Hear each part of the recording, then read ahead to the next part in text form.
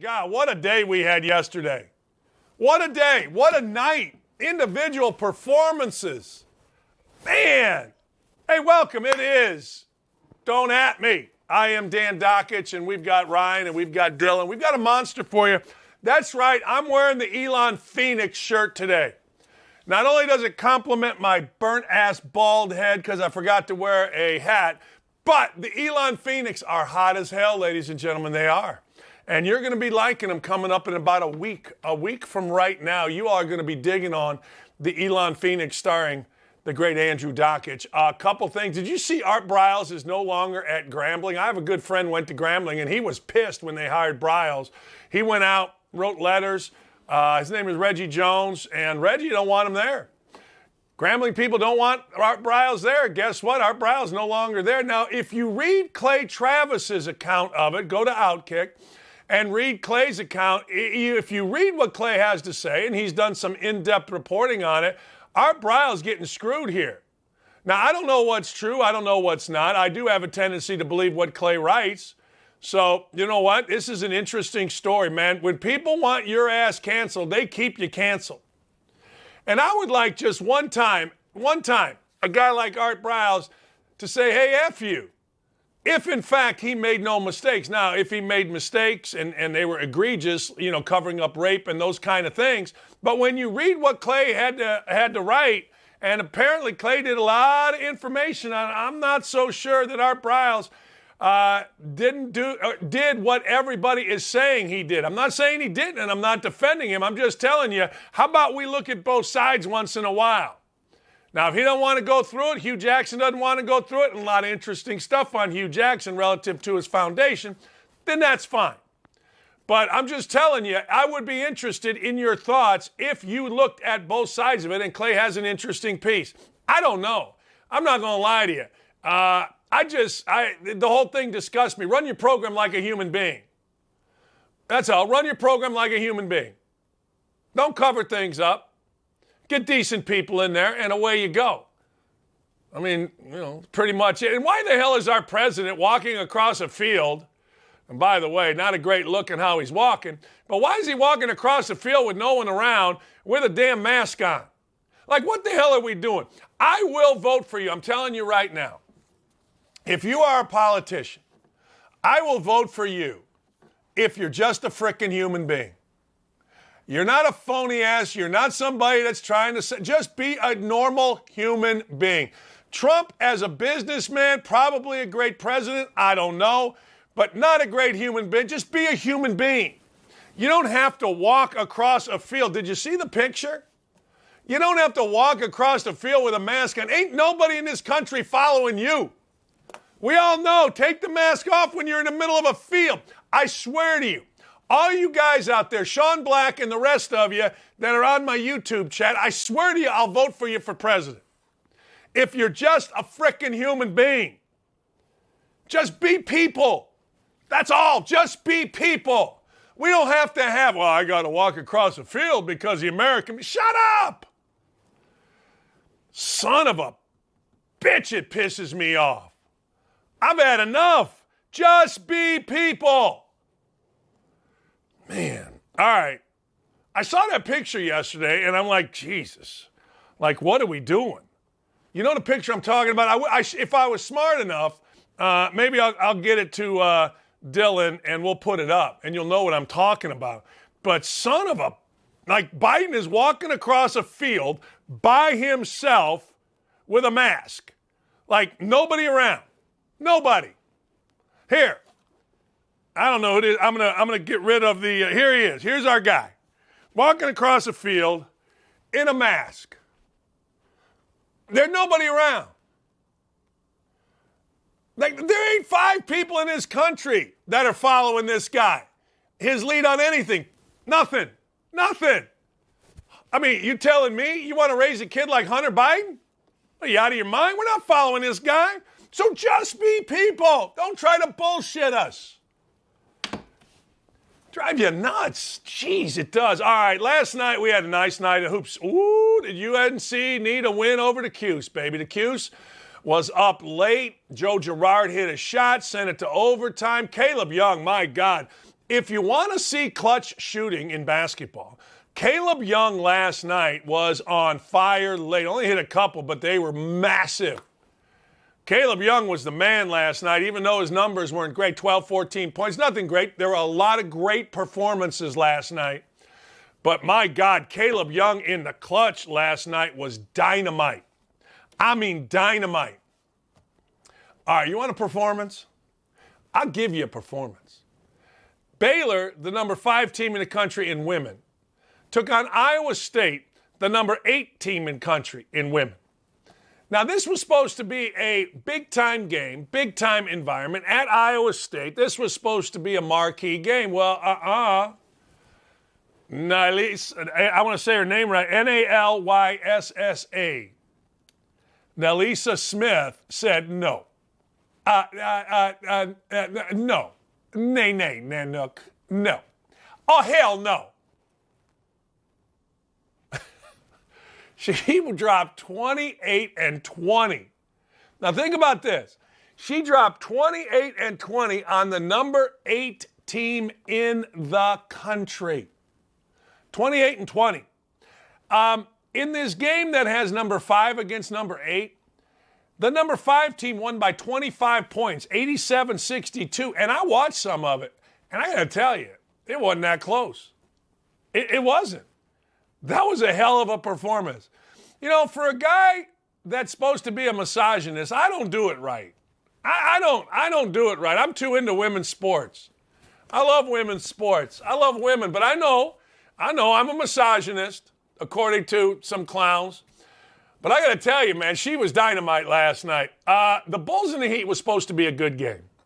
The Bulls in the Heat was supposed to be something where, all right, you know, this is a statement game. There's no such thing as a statement game in the NBA. There's none.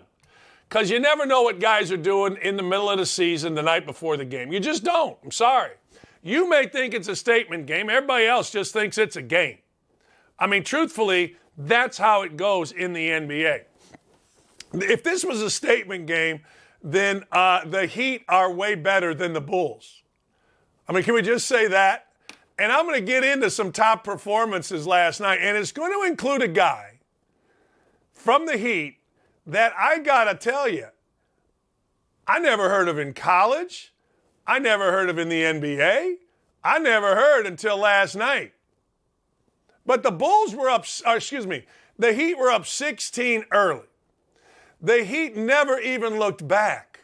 The Heat played harder. The Heat were smarter. The Heat hustled more. The Heat defended. The Heat did everything that you want. And frankly, the Bulls had nothing except they got out of the way when guys were coming down the lane for the Heat, lest they get dunked on. But this was never a game. And don't even for a second ever think that there is this is a statement game. Not in the NBA. There's so many games. I'm telling you, half the Bulls may not have even known they were playing the Heat. Now, DeMar DeRozan only had 18 points. DeMar DeRozan got shut out. The Heat beat the living hell out of him. And that's all there is to it. But the point is more so on a statement game.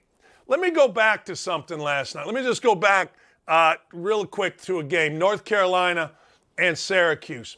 I'm not going to lie to you. I really like Jim Boeheim. Jim Boeheim's one of my favorite coaches. I'm going to get Jim on next week on this show. I really like Jim Boeheim. And I really want Jim Boeheim to go to the NCAA tournament. Here's why I like Jim Boeheim. I like Jim Boeheim because he's like you or me. He's coached 46 years in the same spot, which is not what I did. But Jim Boeheim loves sports. Like, I'll give you a little insight into Jim Boeheim. When you walk into his office before a game, and his office is literally the size of this table, he's got this little room off the training room and a TV that reminds you of your mom and dad's on the kitchen counter, that big. He's watching some sport. He may be watching, I don't know, Iowa State against Baylor men, Iowa State against Baylor women. He may be watching Shawnee State against Center College. I don't know. But he's watching sports. I'm telling you, I know the perception of Jim Boeheim sometimes isn't the best, but Jim Boeheim to me is a guy's guy that you would really like. That's it. That's my public service announcement. Last night, the Bruins and the Kings. Now, anybody that knows me knows that I was one of the great all-time on Joe Pavlik's pond in Merrillville, Indiana. Meadowdale was the neighborhood. One of the great hockey players of all time.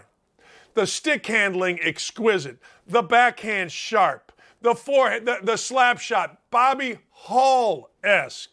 And anybody knows who Bobby Hull is knows that the Golden Rocket or whatever the hell he was called, well, frankly, he had the hardest slap shot in the business.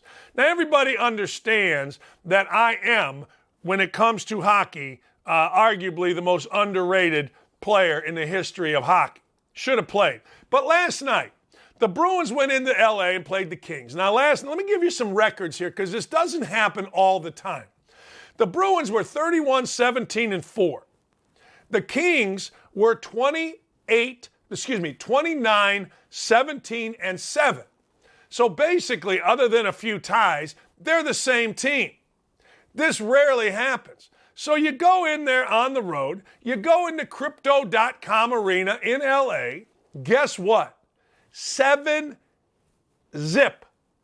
When's the last time you saw a 7-0 score in hockey? I'm waiting. No, I got time. 7-0. Now, you all may be Googling it, but I got to tell you, I don't know when I saw a 7-0. In Milan's Tap in Gary, Indiana, every time you went in there on 51st and Broadway, every time you went in there, a couple things. Number one, you had a buzz to get in because I don't even know why. But every place there, you had a buzz to get in. Liquor store, you had a buzz to get in. They had to eyeball you. No, go. Yeah, you can come in. True story. I don't think I ever saw anybody ever. No. I did see two guys that had been shot up come in there when my boy Kevin Custer and I were just hanging out. And Marty behind the bar pulled a gun on him. It was insane. I think the two guys got shot later on. They were across the street. There were two body bags. But that's a story for a different time. But in Milan's Tap in Gary, Indiana, they had a 13-run pool. So the White Sox, it was a south side of Chicago place. The White Sox, you had the White Sox every night. You had the Cubs every night. Team scored. If you came in, you paid some money. You got in a 13-run pool for the night. White Sox, Cubs, or their opponent, somebody gets 13. Actually, across Major League Baseball, you win some money. Some of you probably have been in a 13-run pool, those of you that have actually lived outside of southern Indiana. But the truth of the matter is, a 7-goal pool? Raise your hand if you've ever seen a 7-goal pool. We should have had a 7-goal pool last night. I'm telling you. I've never seen it before. I never have seen it. And if you go to Twitter, my Twitter is telling you best hockey players of all time. 1, Wayne Gretzky. 2, what has 2 thumbs and is a great street hockey player? This guy. That's right. I never seen 7-0. Well, anyway, long story short, the Bruins went into L.A., and when I say beat the shit out of them, that's what I'm saying. They beat the living you-know-what out of them. Speaking of beat the living you-know-what out of them, we had some great performances last night. I mean, we had great ones. Not good ones, not kind of good ones. We had great ones last night. No kidding. I don't know if you guys know the name Keegan Murray of Iowa. I know my dudes on the YouTube chat do. Because my guys on the YouTube chat, they know everything. They know absolutely everything. There's nothing on the YouTube chat these guys don't know. But Keegan Murray from Iowa, Johnny Davis from Wisconsin, they're the 2 front runners, I think, for Big Ten Player of the Year. And in both cases will be top, I think, first-team All-Americans. Now, Keegan Murray from Iowa, and I'm trying to get to the YouTube chat to see what my boys are up to. But Keegan Murray from Iowa last night against Northwestern, which means it is in a Big Ten game, dropped, listen to this, 28, 18, and 3. 28, 18, and 3. Now, last year, Keegan Murray I don't know what he averaged, maybe 10, 12, I don't even know. But Keegan Murray last night, his dad, Kenyon Murray, was a hell of a player at Iowa, a wing runner. I remember trying to recruit him. This dude dropped 26, 18, and 3. That's a hell of a performance. I mean, who are we crapping? That was one hell of a performance. All I know is this. All I know is I love stories like Keegan Murray. I love stories like Keegan Murray because Keegan Murray was not a highly sought-after recruit. Keegan Murray was not one of those guys that said, hey, I got to have cash. Like, I don't think Fran Fraschilla did the old Mike Krzyzewski and had to check out the financial records of Keegan Murray before he recruited him. Like, I don't think, and again, this may just be alleged, but I was told by certain ESPNers that Marvin Bagley Jr.'s family lived in a gated community somewhere around Durham when Marvin Bagley Jr. was playing at Duke. I don't think Franny Fraschilla had to do all that to get Keegan Murray. But I'm telling you, Keegan Murray's a badass. I am all in on Keegan Murray. Isn't it a little disgusting? Sir, let's just go. Let me digress for 1 second. Stay with me here. Like, isn't it a little disgusting, just a little bit to you, that you got Duke, right? The number 1 program in the world, the greatest coach of all time, and you're going to get it ad nauseum here. Some guy spent $1 million for 4 tickets to the Duke-Carolina game, Mike Krzyzewski's last home game coming up on Saturday. $1 million.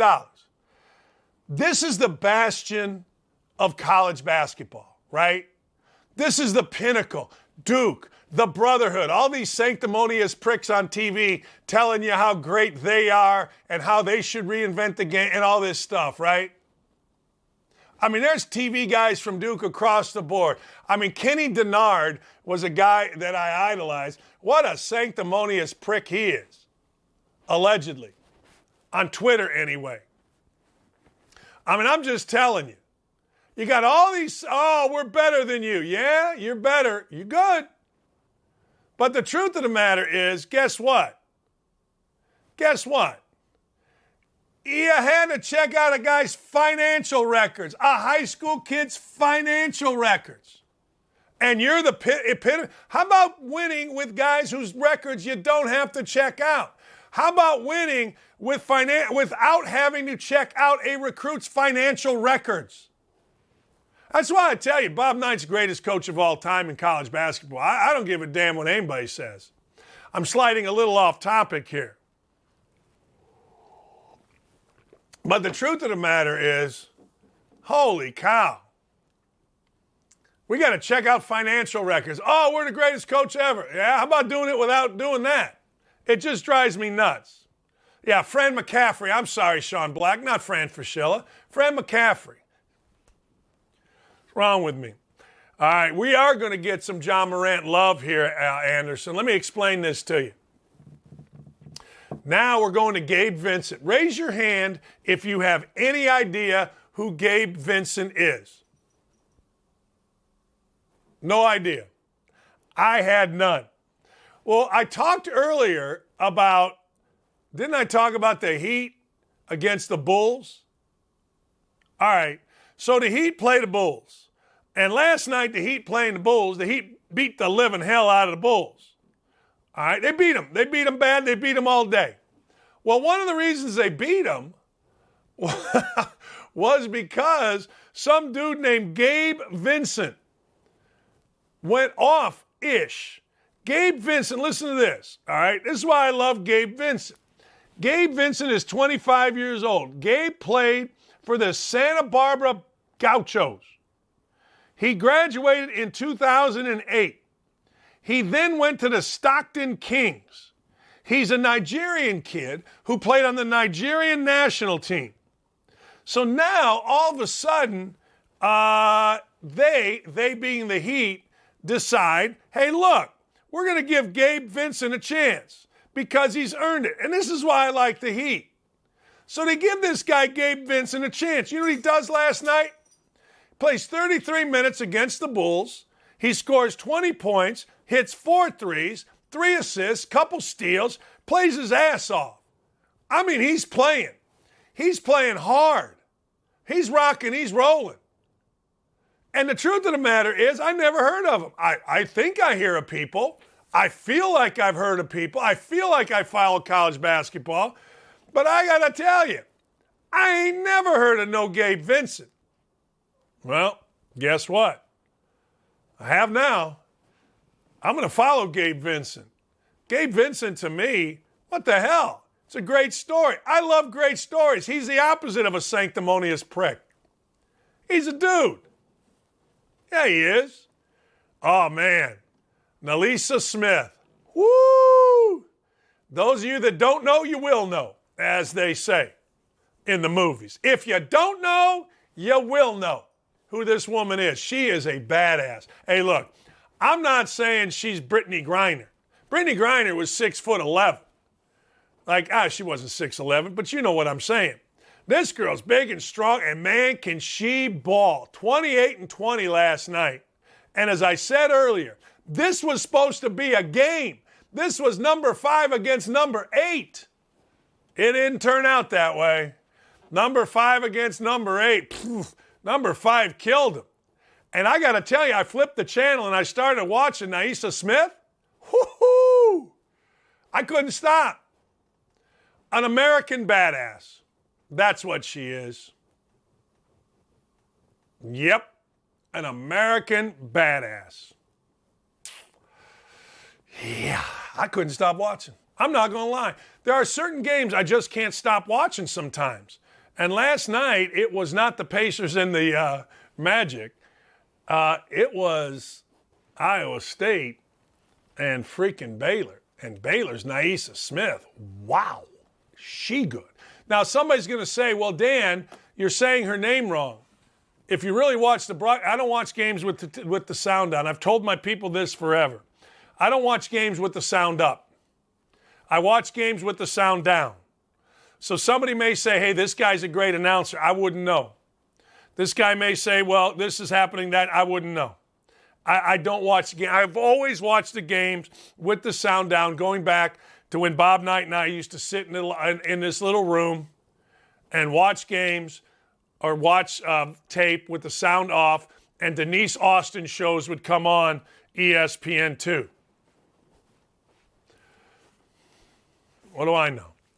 All right, let's continue. Scotty Barnes last night. Remember Scotty Barnes? Remember Scotty Barnes out of Florida State? Was he the Florida State guy? Yeah. There's Scotty Lewis and Scotty Barnes, one at Florida, one at Florida State. But Scotty Barnes is at Florida State. Scotty Barnes is a rookie. I think Scotty Barnes is terrific. I do. I think Scotty Barnes is absolutely fantastic. Scotty Barnes last night for the Raptors, listen to this, against the Nets. Now, aren't the Nets supposed to be good? What are the Nets? I'm going to ask Frank Isola coming up here at 10 o'clock. What the hell are the Nets?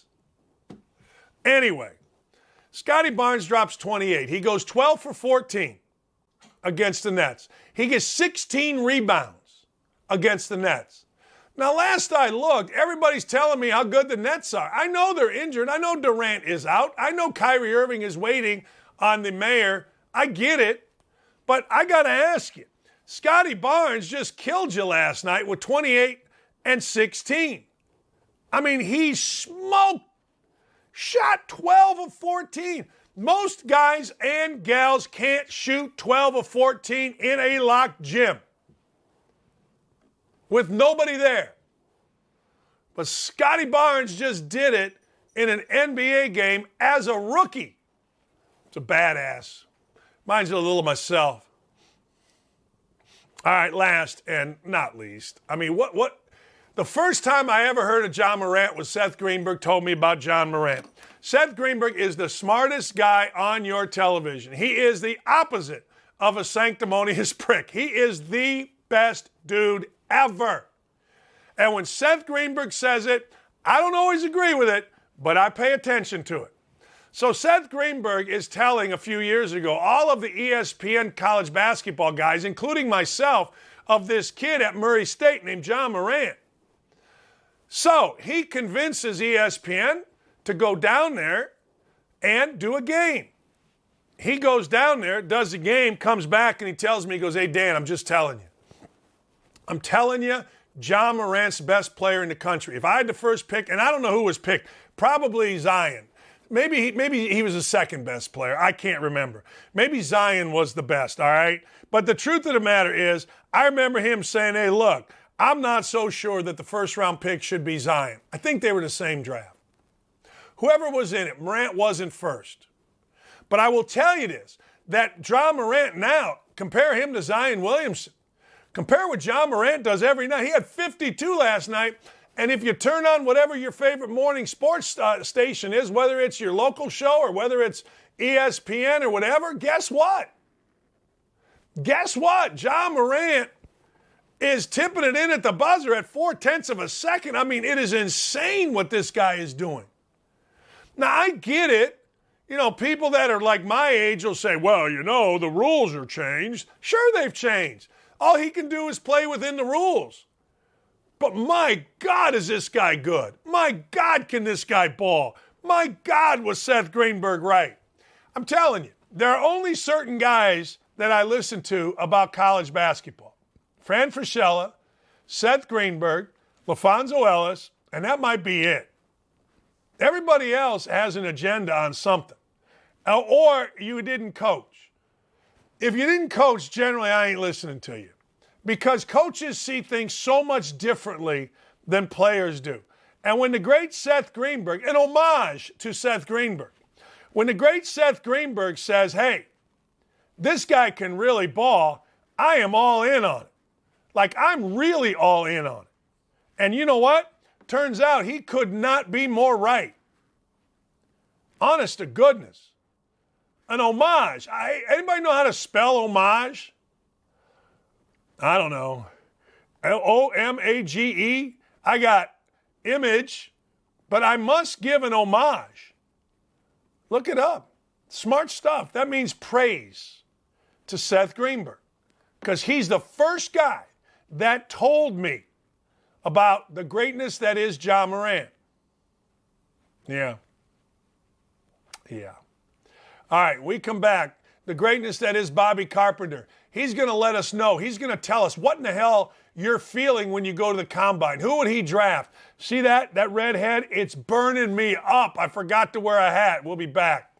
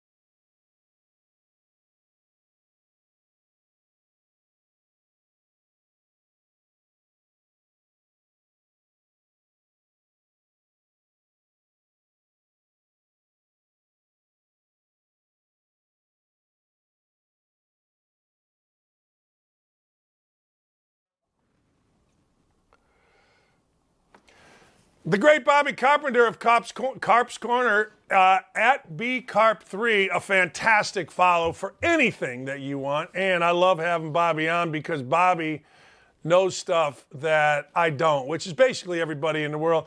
Bobby, let's get right into it.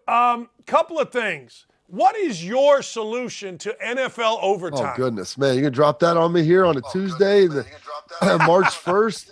I mean, starting to get a little warm. Yeah. Oh, goodness. Here's the thing. They don't want these games to go too long. The NFL loves the fact that they can fit them in the 3-hour window. So it's not like college football where this thing gets stretched and gets crazy. I would be a proponent of, each team getting a possession regardless of outcome, and then you kind of figure it out from there and see what happens.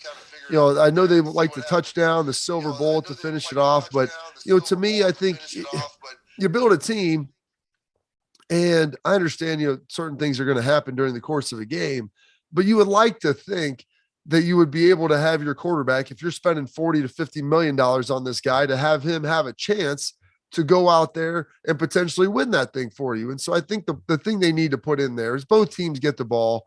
That way, regardless of possession or outcome, touchdown, field goal, go score. Then if it's still tied, go play that thing out and first person to score wins. But that way you assure yourself the ability for both quarterbacks to get it. And you feel like since we've pushed the game so far that way, that it's now, quote, Dan, I mean, I'm not big into the fairness game, but that makes it feel a little more fair for everybody. As a defender, you played linebacker. Does somebody that says, because I'm not sure where I am with this, is somebody that says, hey, look, if you lose the coin flip, guard them. Defense is part of the game. Just guard them. I don't know where I'm at with that because I do agree with you. The game is certainly about entertainment. You're paying these quarterbacks. How do you answer that part of it? Believe me, I'm with you.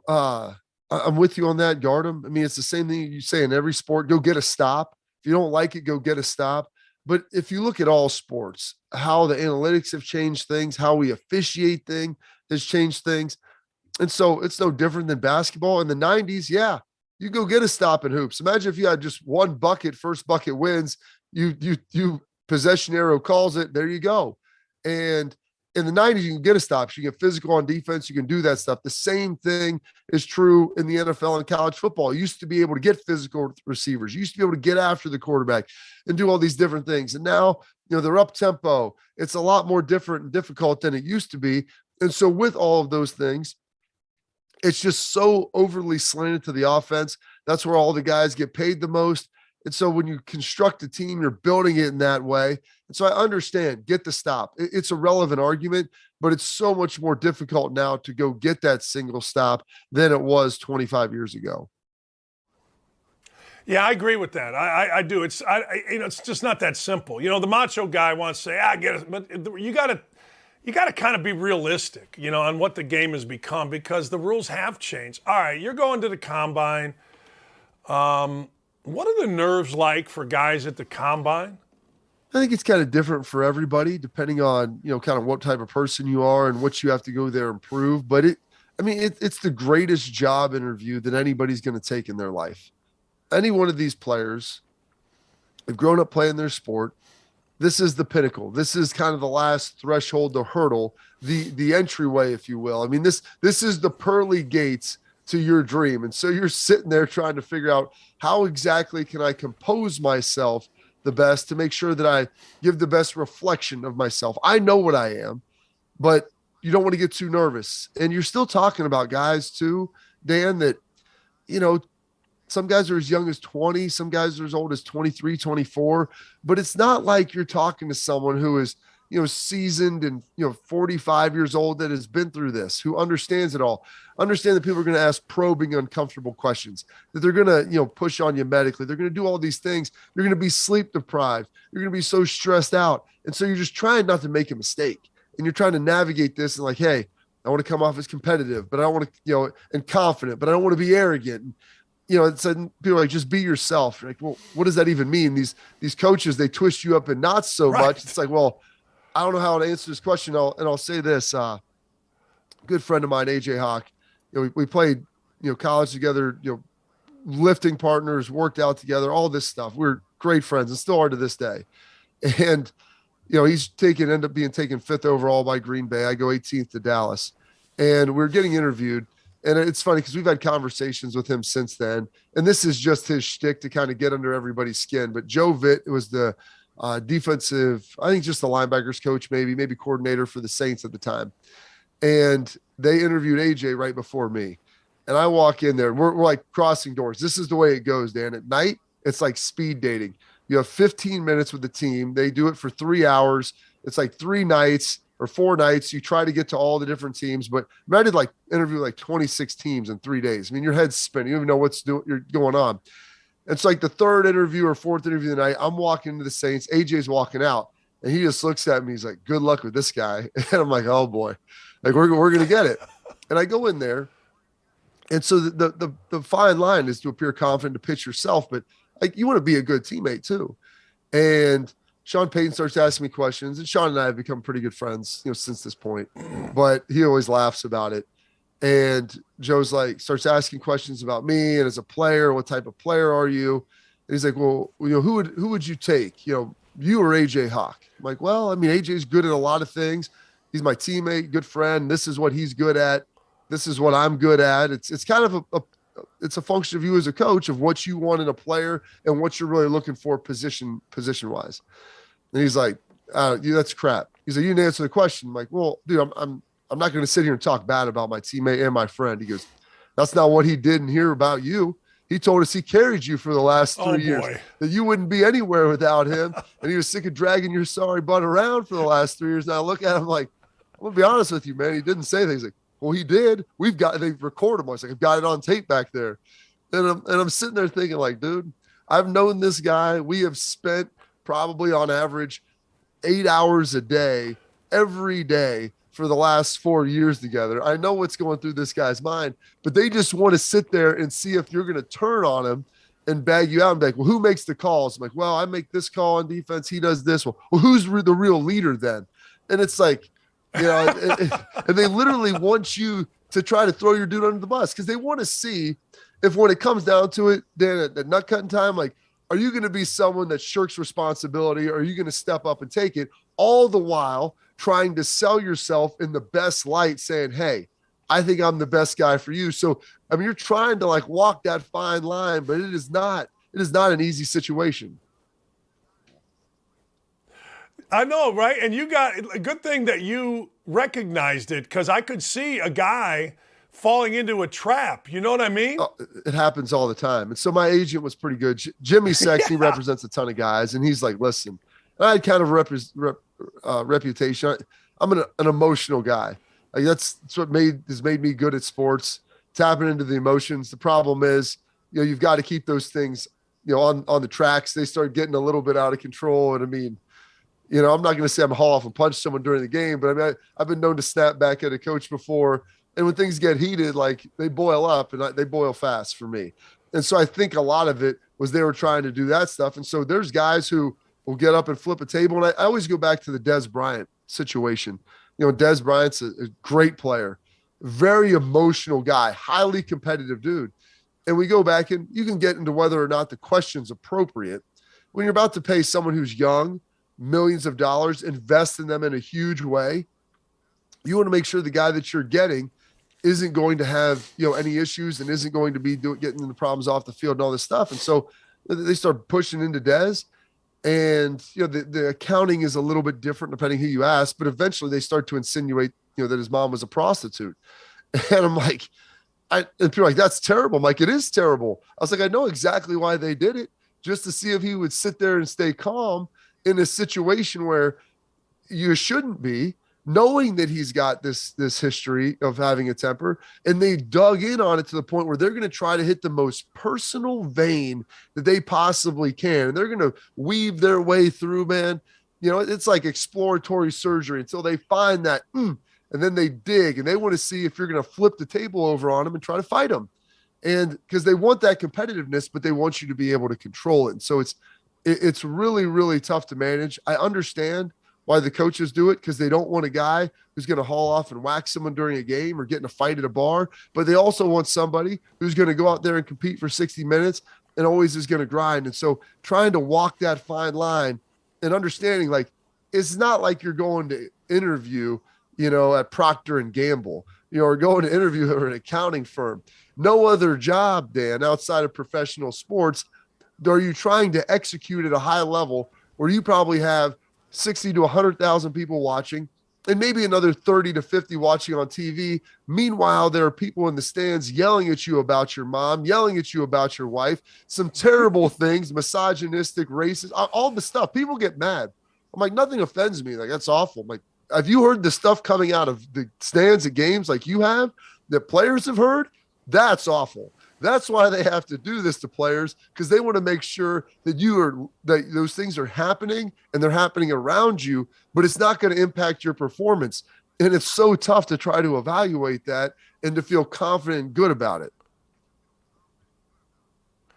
I had Coach Knight's wife MFing me from behind the bench one time. Man, I thought to myself, I should play better than get her off my ass. But it's fascinating, though. It is fascinating. Like, I don't know how you could fault Des Bryant if he did flip the table over. You talk about a guy's mother in that vein, son of a bitch. I mean, that's like I don't know, man. That. And it's the same thing.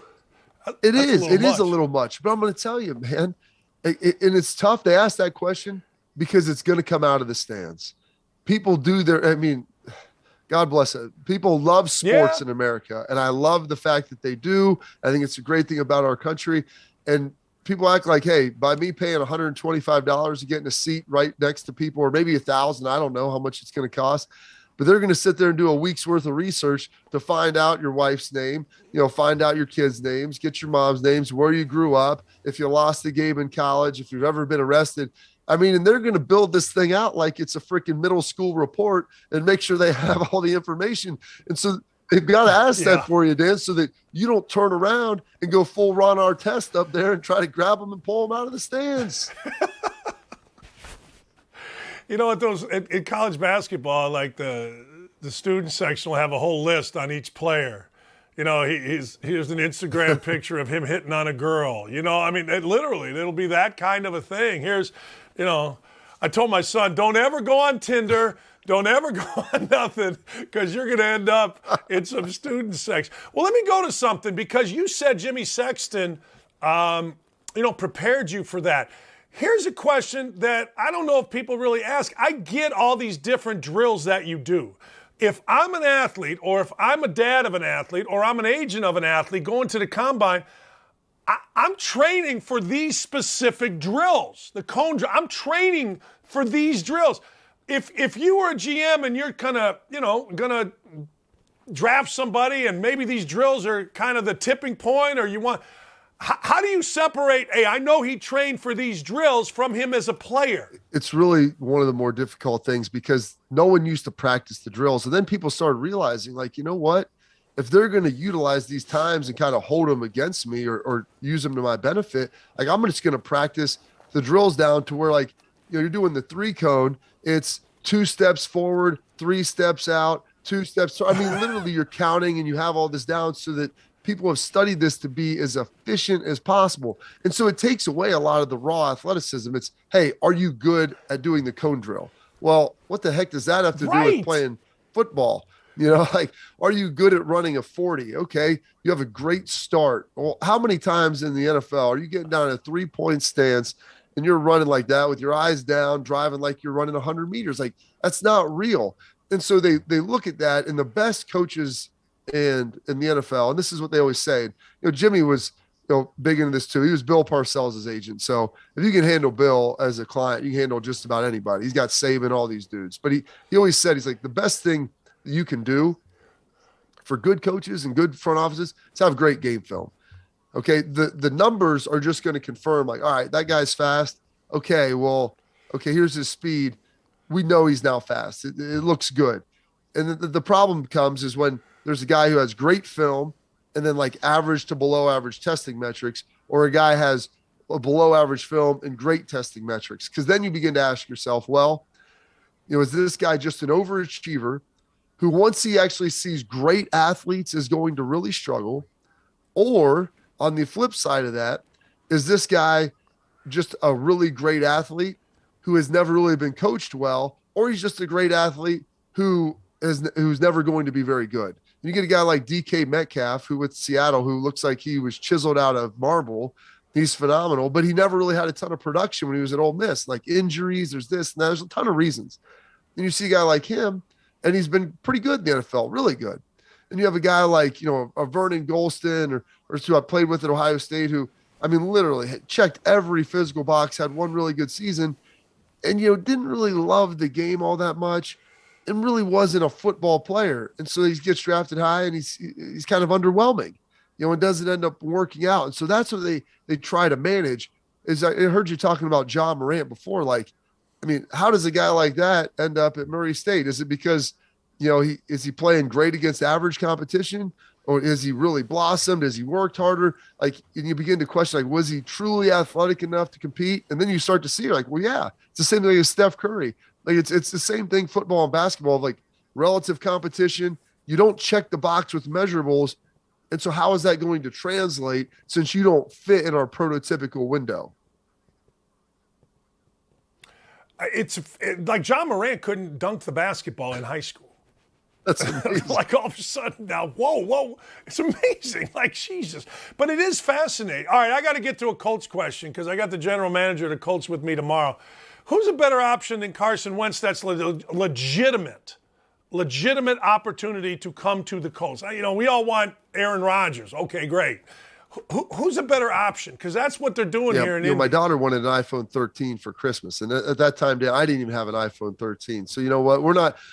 We can shoot for the moon, okay? Right. But let's come back to reality a little bit. Right. First of all, here. I want a full head of hair, Bobby. I want your hair. I got this, Bobby. We don't get what we want. So I would look at it like this. You look at the roster. What do they have? They've got a really good defense, good offensive line. Jonathan Taylor's really good running game. Their receivers, I think, when they're healthy, are very good.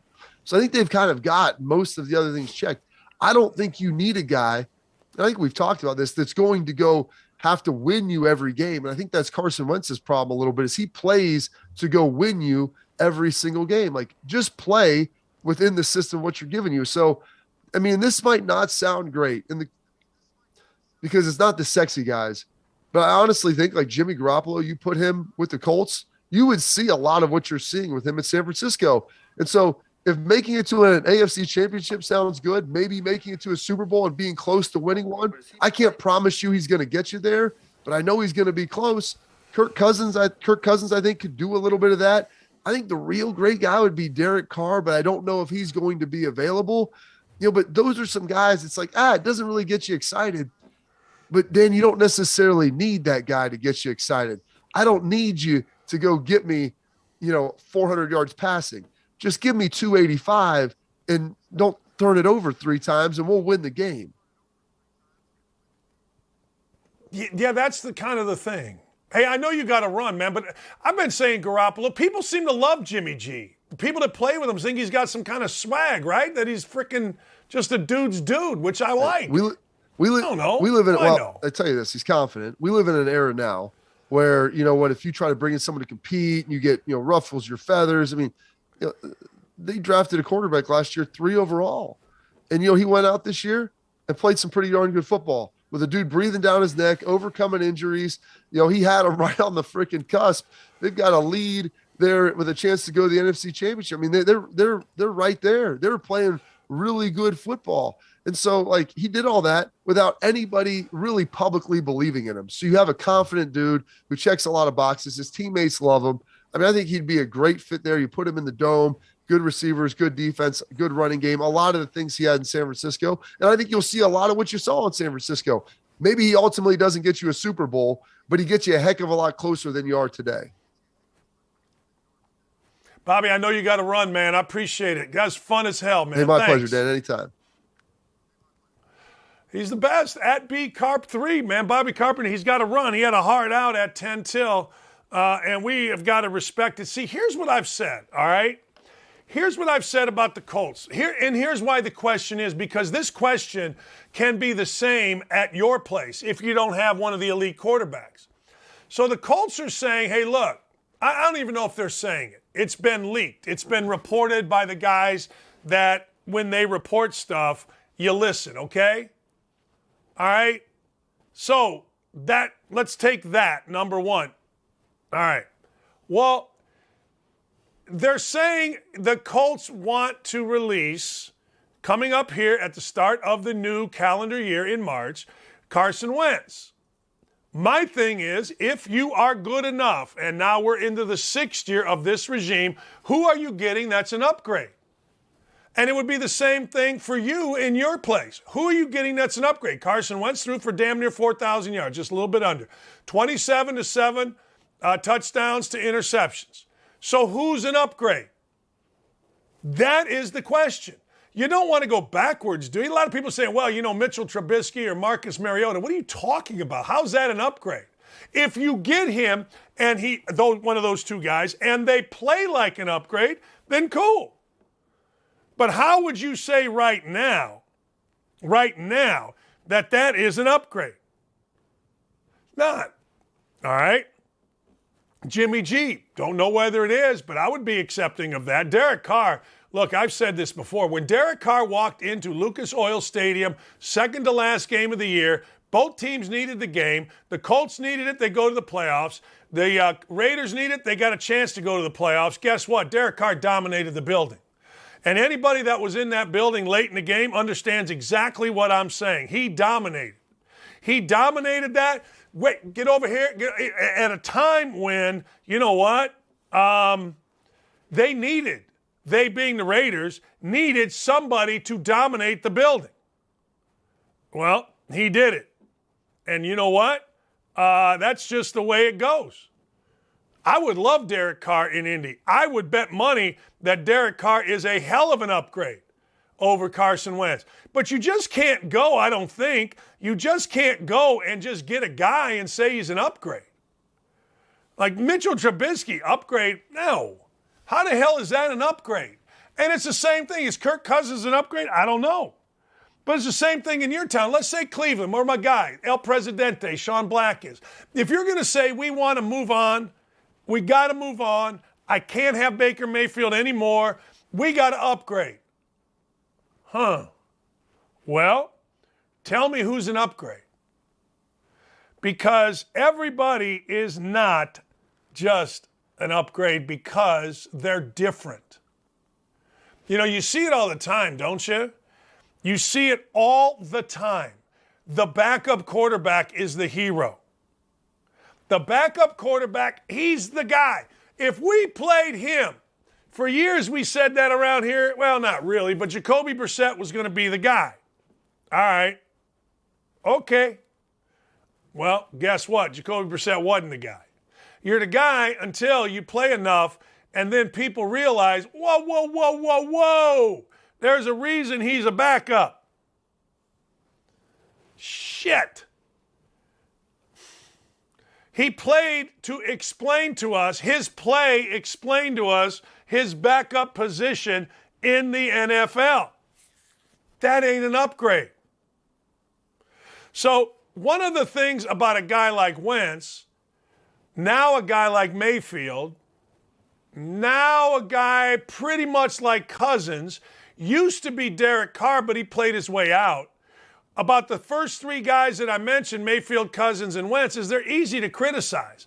Like if you criticize Carson Wentz, everybody, yeah. But if you really look at Carson Wentz, you go, man, the Colts defense couldn't hold 6 fourth-quarter leads. If you really look at Baker Mayfield, maybe you go, you know what? Baker Mayfield played with a torn labrum. That's a shoulder. If you look at Derek Carr, you're like, I can't do this, and all of a sudden he does it with an interim coach, and he gets off of the chopping block. I don't know, man. It's fascinating to me tonight, or it's fascinating to me. One thing that I want to touch on, Purdue plays Wisconsin tonight. It's at Wisconsin. It's kind of for the Big Ten title, all right? Now, here's the deal. Purdue's 2-point favorite at Wisconsin. Here, I'm going to probably, I think, get into this game later on in the fades, but I got a minute or two here because I know our chat board is talking about it. This is Wisconsin to a T. Let me explain this to you. Wisconsin, all year long, and I swear to God, rightfully so, has been underestimated, undervalued. They look like a team, at least from the first game that I saw them against Texas A&M, back around Thanksgiving. They look horrible. But you know what they do? They win and win and win. And if I were a bookmaker and I've got to put a line out there that each side would bet on, Purdue being a 2.5 favorite seems like a pretty good bet. Either way, Wisconsin at home. Give me the points on the home team. Wisconsin's a game ahead in the Big Ten. Give me the points on the home team. Wisconsin beat Purdue. Johnny Davis threw 37 at Purdue. Give me the home team points. Wait a second. Purdue's best team in the Big Ten talent-wise. Purdue's coming off a loss. Matt Painter's a great coach. Give me Purdue. Yeah, I don't know. But I'm fascinated by the game tonight. But this is typical, total Wisconsin. I mean, you look at them, they got nobody the size of the two guys at Purdue. They can match Jaden Ivey with Johnny Davis. In fact, they can be better than Jaden Ivey with Johnny Davis, and he was the first time they played. It's a fascinating game. It is a fascinating game tonight. There is no way, if you lined up, here's Wisconsin man for man, walking down. Here's Purdue, man for man. You wouldn't make this a 10-point spread. You'd say, Wisconsin, I don't care if you're playing in the Colts Center. I don't care if you're a game up in the... I don't care. Wisconsin's going to get their ass kicked if you just lined them up. But you know what? They just play well. And and Brad Davison, whether you like him, whether you think he's dirty, I love him. I'd love to coach him. I'd love to be around him. I'd love to be his teammate. I'd love him. So there you go, ladies and gentlemen. Wisconsin, Purdue. I'm going to give you Wisconsin later on today, and I'll take the points. Only because I just figure, what the hell, they just always seem to win this year. And both coaches are great guys, too. You won't see any stupidity. You just won't. All right. When we come back, I got to find out what the hell's going on here in the NBA. And there's no better human being to find out than the great Frank Isola from ESPN, from the New York whatever newspaper, from the Yes Network. He's all over the place. I love Frank Isola. He joins us next.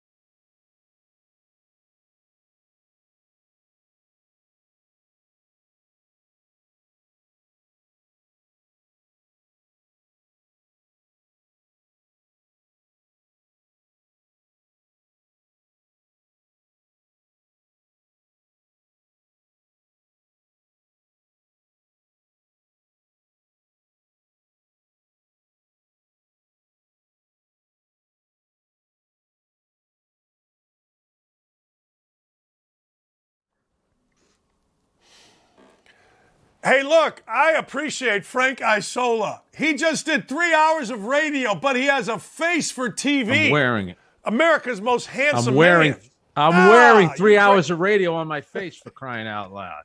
This is a big time, go from 3 hours of radio to do your show. You owe me, just so you know that. I do. Do you wear makeup on the radio? No, we're not doing. I did wear makeup last night doing the net game, though. And I have to do my own because they don't have a makeup woman there or a guy. Dude, have you ever gone into a makeup store and bought makeup? No. I have. Somebody gave me a pack of it once, and then I actually asked my wife. I mean, this is where my life is. I actually asked my wife the other day to go in and get me one of those brushes. I need one of those. I will not go into the CVS to get that. She's got to get that for me. She said she would do that, which is nice. I went to the MAC store, MAC, I think is the makeup, because Tarico told me, just go. And I went in and I'm like, I can't do it. There's no amount of makeup is helping this shit out. There's nothing. You know what? Hey, I've asked you. No, I was going to say the one thing about the makeup which I never liked the smell of the baby wipes when you wipe it off your face. So that was always the big issue. I didn't mind wearing the makeup. I didn't like taking it off. That was a little torturous. But there we go. Frank, last story. I'm my first time in broadcast, and I'm working at the Big Ten Network, and I would drive home late at night from Chicago through my hometown of Gary, Indiana, Maryville, Indiana, to Indianapolis. And I get stopped on the highway after I was on, all night. Makeup? A friend of mine's the cop. And he pulls up, and I got my license, and he looks at me, he goes, "Doc, are you wearing makeup?" I'm like, yeah. Oh, shit, I forgot to get the wipes and get it on. Hey, what's going on with the Nets? Is Kyrie Irving, what's going on here? Walk me through the Nets, will you please? You have to talk to the mayor of New York because they still have the mandate where visiting players could play and not be vaccinated, but Kyrie Irving, for some reason, can't. Even though Kyrie, by the way, lives in New Jersey. He doesn't even live in New York. And if Kyrie were going to play in the home games, he would have to be tested. So you can make the case that Kyrie might be the safest person, in the building on that particular night. So to me, it doesn't make any sense that he's not able to play. It's a little silly at this point. I get it. He made his choice. People could argue that as much as they want. The league and the city had a decision that they made. But I think we've reached the point now, where we are with the virus and the fact that Kyrie would have to be tested before he entered the building. To me, there's no reason why he shouldn't be allowed to play, especially, again, since visiting players are allowed to play if they're unvaccinated. What did it mean when the mayor said we can't make an exception for Kyrie Irving? I think what they're worried about is, in the past couple of days, I think it was over 1,000 city employees were laid off because they were not vaccinated.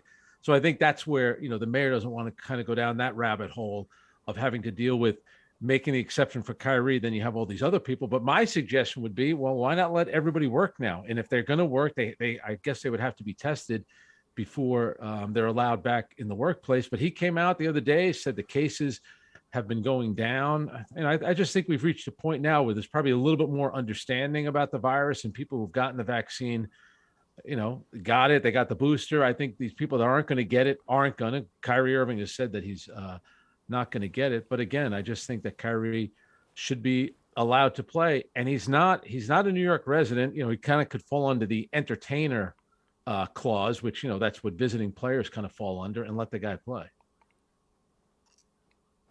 Frank, all right, to an outsider, the Nets look like this team that went from a potential juggernaut to a bit of a mess. Is that an accurate description? Well, they're going to get Kevin Durant back either Thursday against Miami or Sunday against the Boston Celtics. And Kevin Durant, when he's out there, makes everybody better. So right now the Nets are a mess. Last night they got blown out by Toronto. They play Toronto tonight up there. So they're not going to have Kevin Durant. They won't have Kyrie Irving. They won't have Ben Simmons, and they won't have Joe Harris, who's an important player who's been out since November, since having ankle surgery. If and when they get everybody back, they'll be a tough team to beat just because Kevin Durant is that good. My biggest issue is going to be with Ben Simmons because we haven't seen Ben Simmons play since June, and we don't know what kind of player Ben Simmons is. The last time he played, he wasn't shooting the ball. because he didn't want to get fouled and he couldn't make his free throws. So, he's still, we know that he can be a great player, but our last image of Ben Simmons was a guy who didn't want the ball and couldn't shoot free throws. I have no idea if he solved that. Nobody's going to know until he actually gets out on the court and starts playing again. What does he do? What's a day in the life of Ben Simmons? Well, it's interesting because on March 10th, they play in Philadelphia. And my thing is, LeBron went back to Cleveland. He had to, kind of go through it. Anthony Davis went back to New Orleans. Kevin Durant went back to Oklahoma City. And I'm sure it's not a pleasant experience for them, but you kind of just do it and you get over it. And I'll tell you what, on March 10th, the way they're set up right now, if he went to Philadelphia, he would have Kevin Durant playing. He would have Kyrie Irving playing. So he would have, the Nets would have a strong team. The fans are going to destroy Ben Simmons. I get all that. But if the Nets don't want him to play in that game, I hope that they're not holding him out because they don't want to make it look like he doesn't want to go to Philadelphia and then they're going to have him play right after Philadelphia. Just come out and say, listen, he's playing in these games, but on March 10th, we don't want to subject him to that. We're not going to turn into a circus. We're going to protect our player. He's not going to play against Philadelphia. Now, the fans of Philly aren't going to like it because they want to have their say with Ben Simmons. But, Dan, on Wednesday, it will mark 3 weeks since the trade has been made, and the guy is yet to play. Now, I know they're saying that maybe he's dealing with a back issue, whatever the case may be, but it looked like when they made the trade, maybe he was going to play right after the All-Star break, but that hasn't been the case. We're 3 weeks removed from the trade, and he still hasn't played. Yeah, it's him and Deshaun Watson. It's the oddest things. I mean, Deshaun Watson I get, but he's at the facility all the time when this season was going on, and here's a guy – I don't know. Is DeRozan whoa. Is LeBron to blame for all that's going on with the Lakers? Well, I think he has to take some. Is he the guy? He's got to take some of the responsibility. Yeah. I think, he probably wanted Russell Westbrook. It's weird, too, because LeBron, like every GM, if we're calling him a de facto GM, has hits and misses. And LeBron is a very smart guy. He knows what works well around him. I'm surprised that they went out and got Russell Westbrook, even though Westbrook last season carried Washington into the play-in tournament, and he did really well the last 6 weeks of the season. I think most people felt, how will it work in LA when Russell Westbrook needs the ball in his hands to be good? But if you have LeBron James on your team, that's the guy that has to have the ball. Now, do I think that Russell Westbrook and Frank Vogel have probably gotten too much criticism? Yeah, I think it's a little over the top. Anthony Davis has been hurt. There have been times when he's been unproductive. LeBron dealt with injuries early. LeBron has been great. But, he's got to take some of the hit here because he's kind of signed off as well on wanting Russell Westbrook on the team. Because let's be honest, there has been, correct me if I'm wrong, Frank, but it seems like there's a specific type player, and that type player is a shooter that deals well playing with LeBron James. And look, Westbrook's a lot of things, but he ain't no shooter. And sometimes you wonder, too, if the players think, well, he's a superstar, I'm a superstar, we'll definitely be a good fit together. And I even wonder with James Harden coming to Brooklyn, maybe he and Kevin Durant, they've been friends, they've been teammates. Maybe they don't love playing with each other. Maybe that's one of the reasons why James Harden didn't want to be there. He'd rather be the guy with the ball in his hands all the time. But when you're out on the court with Kevin Durant, we know who the offense is going to run through. And I think LeBron missed on this one. I think the Lakers missed on this one. And it's amazing to see what's gone on with the Lakers. Think about this. As great as LeBron has been throughout his career, and obviously he's been an all-time legendary player, he's 6 games under 500. Who would have ever thought a team featuring LeBron James at this stage of his career would be 6 games under? And remember, they've played mostly home games, and they're in the Western Conference, which isn't nearly as good as the Eastern Conference. So even though LeBron has been putting up big numbers and he's making a steady climb towards Kareem's all-time scoring record, it's been a complete mess this year with the Lakers. Frank, I couldn't stop watching it Sunday. I was on an airplane coming back. I was off a layover in Atlanta, and I'm flying back, and I'm watching it on the plane, and I couldn't stop watching it. It was so bad. Yeah, against the Pelicans the other night. It was that bad. It's funny, too. It's the Yankees are a little bit like this in baseball. The Cowboys are like this in football, and the Lakers are the basketball equivalent where, the larger-than-life franchises, and when they're losing, it really is like the sky is falling. And the Lakers, it now seems like every game the sky is falling. Like the way that they played the other night with all the turnovers that they had, and we've seen the videos of LeBron getting into it with fans, Trevor Ariza getting into it, Russell Westbrook as well. It just seems like everything that's happening with that team, it's just bad. And it's amazing, too. You want to talk about a great job. How about the job that Tyronn Lue and the Clippers are doing? The Clippers haven't had Kawhi the entire season. Paul George has missed most of the season, and they're the team in LA that has the better record than the Lakers with everything that's gone on with them. So the Clippers have done a pretty good job. Right now, they kind of own LA, believe it or not. Yeah, as much as the Clippers can own LA, I assume, right? I mean, yeah. Is DeRozan a legitimate MVP candidate? I think he is. I think games like last night probably hurt him a little bit because you're going up against a battle-tested Miami Heat team, which, that's technically for first place in the Eastern Conference, and they kind of locked them down for the most part. I think DeRozan will finish in the top 5, absolutely. I still think Embiid, Jokic, and I think now what Ja Morant has done just over the past week. And remember, only one team in the NBA has a better record than the Memphis Grizzlies, which is the Phoenix Suns. So not only is Ja Morant playing well, you always like it when guys are playing well and it's leading to wins. And that's why all those MVP candidates are playing for good teams. I still think it's Embiid's to lose. And Dan, you know how it works. 101 people vote. It's mostly, media people. Media people like a good story. It kind of feels like it's Embiid's time. That doesn't take anything away from Nikola Jokic, who's having just as good of a season this year as he had last year. In fact, you can make the case he's having a better season because he hasn't had Jamal Murray there. He hasn't had Michael Porter for most of the year. It just feels like it's Embiid's time, kind of like it was. Remember, way back in the day, it was Karl Malone's time, and Michael Jordan never let anybody forget it, including Karl Malone when he played against him in the finals. I was going to say that. The NBA seems to me like it's your time to be the MVP. Like Barkley won it, right? Like Jordan, what he win it? Like 5 times in 15 years or whatever. The NBA's always been that to me. Like, all right, it's your time. This is yours this year. Well, I think right. That's what you're saying. Listen, like last year, I voted for Jokic. I felt that he was the MVP. I did not give a vote to Embiid because I didn't think that he played in enough games. For me, that's kind of a big deal, participation. And that's been the thing that has separated, I think, Embiid. He just doesn't play enough. This year, that's not the case. So I didn't give him a vote last year, but I get a vote. And right this moment, with about 20 games to go, I would vote Joel Embiid, the MVP. But again, the media votes for it. The media kind of, we know what like a good story is. Embiid winning would be interesting. And think about if he wins. Everyone had talked a few years ago about the center being removed from the NBA.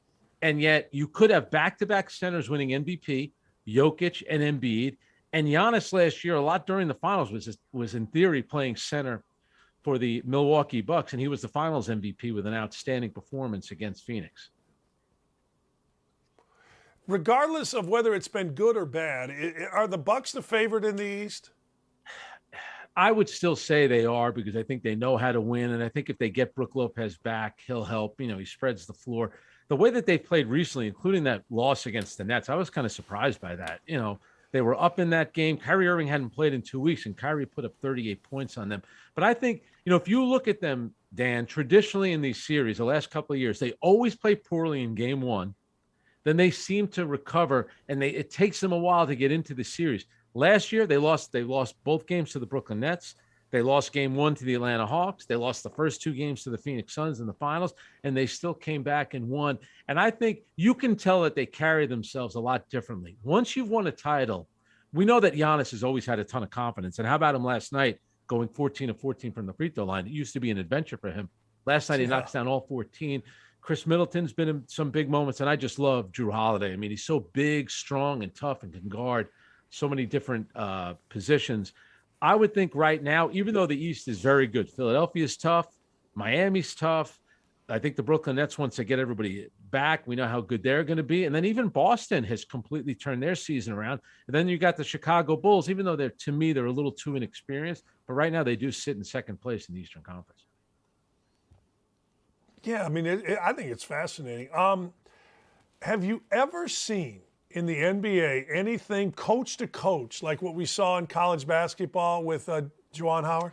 No, I was, I never covered Juwan, but all those years where he was an assistant coach with Miami, and obviously he was represented by David Falk, and I know Patrick really well. You'd always see Juwan Howard around, and he could not have been a nicer guy. In that moment, he just lost it. And, I get it. He's a fiery guy, but he knows you can't do something like that. And I didn't want to see the guy get fired. I could understand it if they did.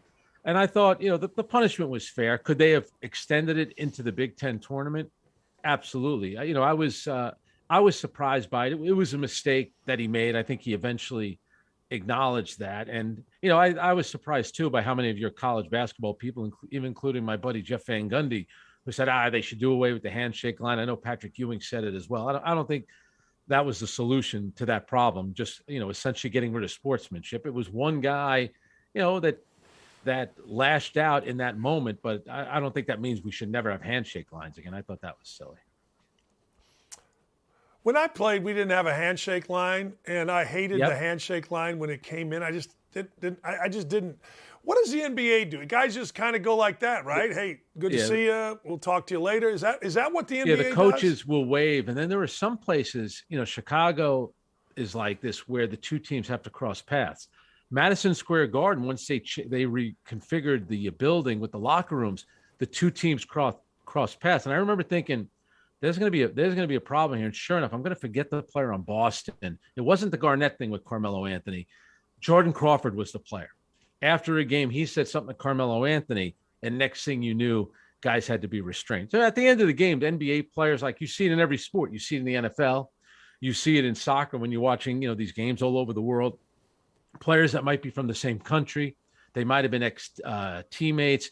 You'll see guys having conversations on the field, but there's no kind of set, handshake line. Even in the NHL, everyone talks about, the handshake line. Well, they only do that at the end of the playoffs. They don't do that. They don't do that every game.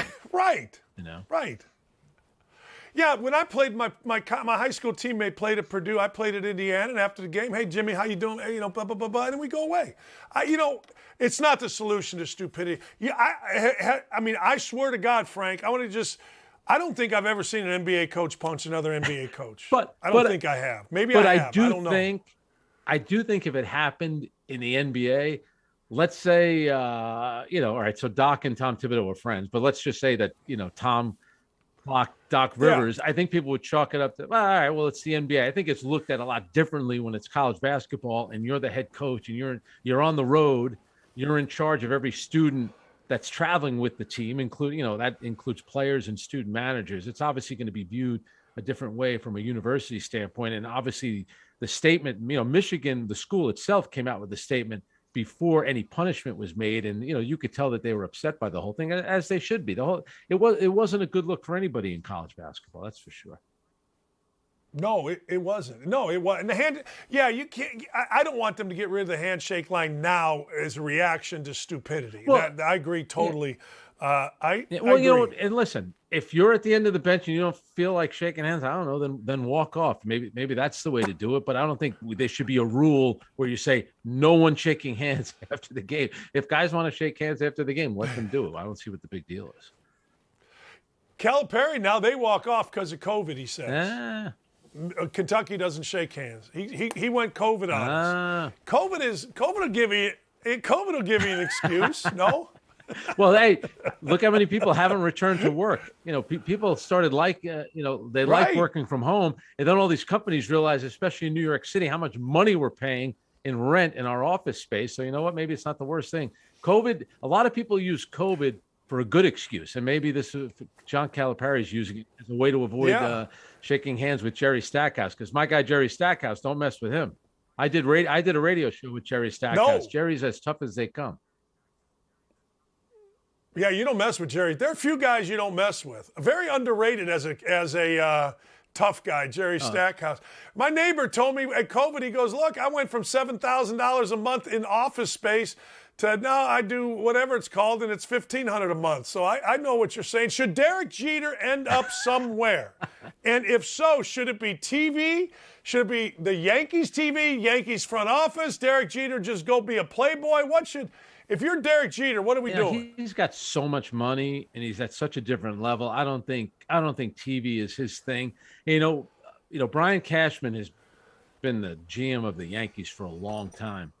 And he and Derek don't have the greatest relationship, so I don't know if there's going to be any kind of scenario where Derek Jeter is back with the Yankees. But it always did feel a little odd to me that he was working for another team other than the New York Yankees, because for 20 years, the New York Yankees, the face of the franchise, was Derek Jeter, who did nothing but win. And I know a lot of people, people outside of New York didn't like Derek Jeter, but that guy, he came up clutch so many times in big moments. And then remember, when he got into the Hall of Fame, he was one vote away from being unanimous. And I give the person credit who didn't vote for him, because the guy did not do it, or the woman did not do it to draw attention to themselves, because their identity has not been revealed. So it wasn't kind of that Fred Hickman thing. Remember years ago when Shaq would have been the unanimous MVP, but Fred Hickman voted for Allen Iverson, and that kind of became a big story.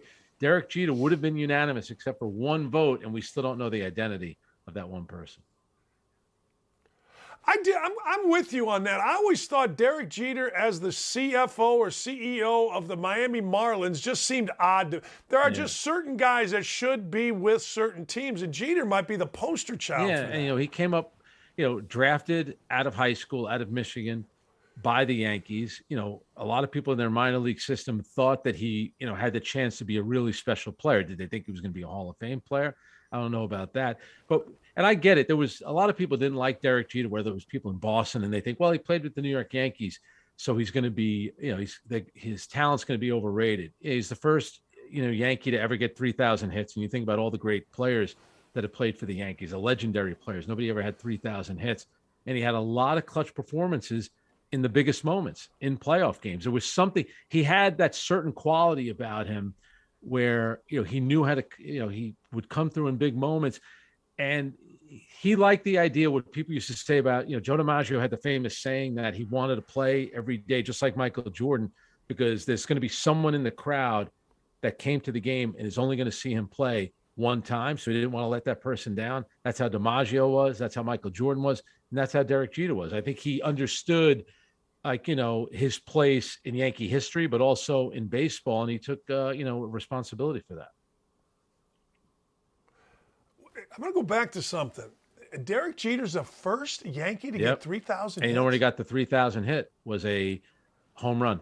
He did it in grand style. Home run, I remember that. Lou Gehrig, Babe Ruth. Think about these guys. Joe DiMaggio's got the 56-game hitting streak.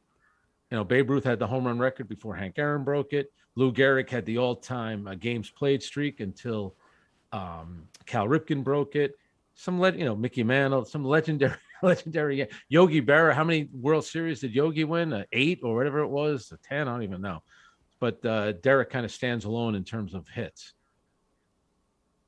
Wow. I would have gone a long time. See, that's why I love having Frank Isola on the show. He's not just a pretty face. Well, check to make sure I'm right about that. I'm pretty sure I'm right about it. He's the only guy with 3,000 hits. To be a full-time Yankee. Frank. We're ish around here. If you're close, it's good. It sounded good. We give it to you around here. It sounded. And you said it with New York force. So who the hell am I to say no? Hey, man, I know, you just did 3 hours. I appreciate you coming on, man. And now I got a conference call, and now I got a Zoom conference call. We spend our life on Zoom, for crying out loud. I want to go back to old school, just on the phone. Are you on Around the Horn today? Tune in, 5 o'clock Eastern time. Watch me lose. Yeah. The great Frank I saw. Is that fixed? No, I just never win. That part is fixed. They refuse to let me win. That part is. Thanks, Dan. Frank. Appreciate Thank you, my it. friend. Take care. Oh, man, that's so good. That's Frank Isola. Frank, to me, is the absolute best guy to talk NBA because Frank knows it, loves it, lives it, breathes it. He's on Sirius XM radio every morning, like 7 to 10, and he's great. He is absolutely 100%. When he comes on a show, you've got a show, ladies and gentlemen. You do. All right, we come back. I got to fix. Look at this. Look at what just happened. Oh, man. I just broke my headset. How the hell do you break a headset? Only me. All right, we come back. I'll have a fixed headset by tomorrow. And I've got some, you're not going to believe. You will not believe the numbers that I give you when we come back on the amount of money somebody is losing if, in fact, Major League Baseball does go on strike. You will not believe this. We'll be right back.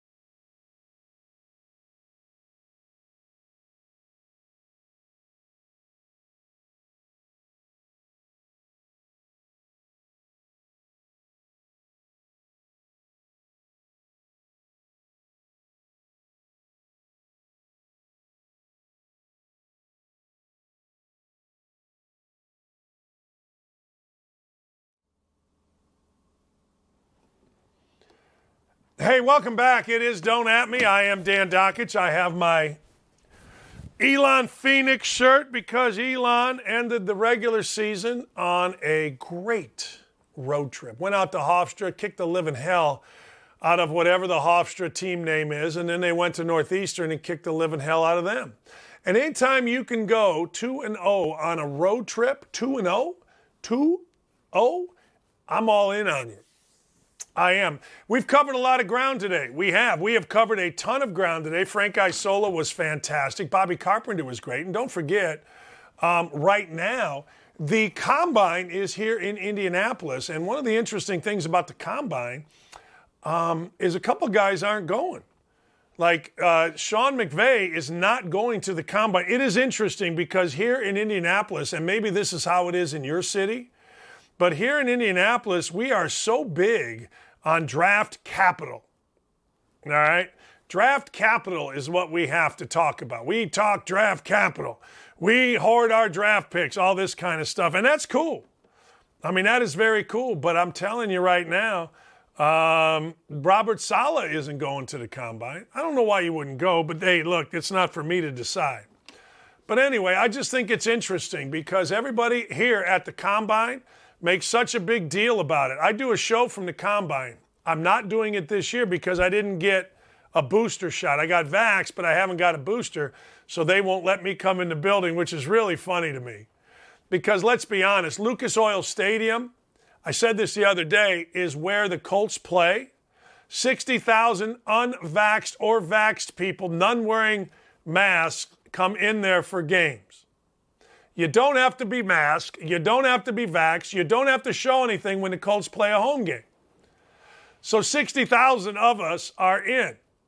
Now you've got a little, I don't know how many people are in there. Let's say 3,000, 2,000. And I don't have a booster, so I can't get in. I'm not going to lie to you. I ain't mad about it.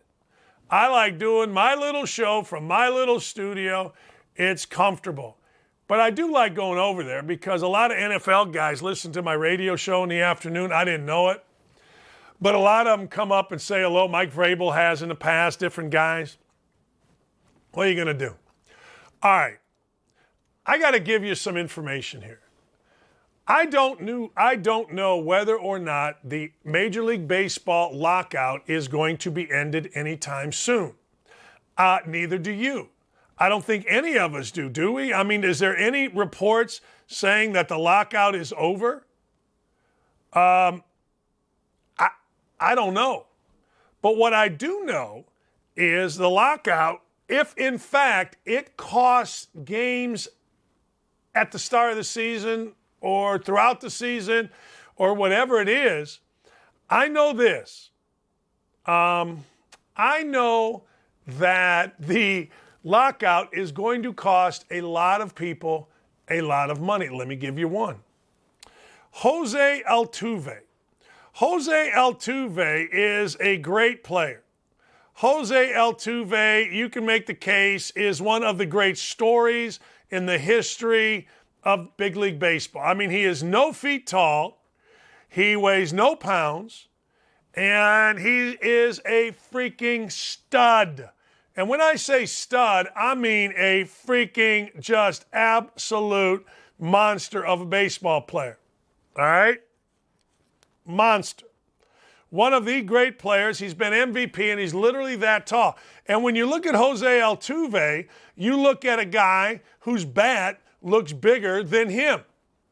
But Jose Altuve is one of the best players in baseball. All right. So here's what Jose Altuve stands to lose. All right. Every day of the baseball strike, Jose Altuve, if he doesn't play, if the baseball lockout happens, is going to lose $134,409 a day. Let me say that again. Jose Altuve is going to lose per day $134,409 per day. Now, let me explain this to you. If it were you or me, and somebody said you were going to lose $9 a day, you'd be pissed. You'd start doing the math. 9 times 7, that's $63 a week, right? 9 times 10, let's say that's 10 weeks. That's 630. Let's go times 52 weeks. 6, 12, carry to 1, 16. Well, I mean, it's crazy. If somebody told you you were going to lose $63 a week, you would be nuts. That is $3,276 a year. Just at the ass end of Jose Altuve's $134,409. What if they told you you were going to lose the $409? You'd be bat blank crazy, insane, and I wouldn't blame you. That is today in Major League Baseball stupidity. Hey, I get it. The unions give in. I get it. You want to fight for your right to party. I get all of it. I do. I swear to God, I do. I do. I understand. But let's be totally honest here. Everybody's getting fat in professional sports. Everybody is out of their mind rich in professional sports if you reach a certain level. And I'm not just talking about the owners, and I'm not just talking about the players. Everybody. And when I sit here as a guy that, hey, I'm not going to lie, I make enough money to live. I make a good living. But as I sit here as a guy that is a fan, I say to myself, you're all idiots. I don't want to hear about it. I don't need to hear about it. Whatever you think should happen, God bless you. You go on and do. But when you're talking about that much money, let me give you another stupidity, because I just can't get over it. I cannot get over how dumb Kyler Murray is. I can't get over it. The level of stupid, and this is 2 days in a row for me. I'm not sure the last time I've given you 2 straight days of hating on something other than professors in a pool and a frickin' Indianapolis Star idiots. I'm not sure. But I know this. If you are negotiating in public, all right, people don't want to hear from your agent talking about you in the third person. They simply don't. If you think they do, or if your agent says they do, get another agent. Your agent should be negotiating with management behind closed doors. And when it comes to you, you should speak for you. Now, doesn't matter if the agent writes the speech, hell yeah. Should hire a PR firm to handle this. But I gotta tell you, I have had to deal with PR firms in 2 different situations, and they are complete idiots. Dumbasses. Dumber than dumb. Stupid.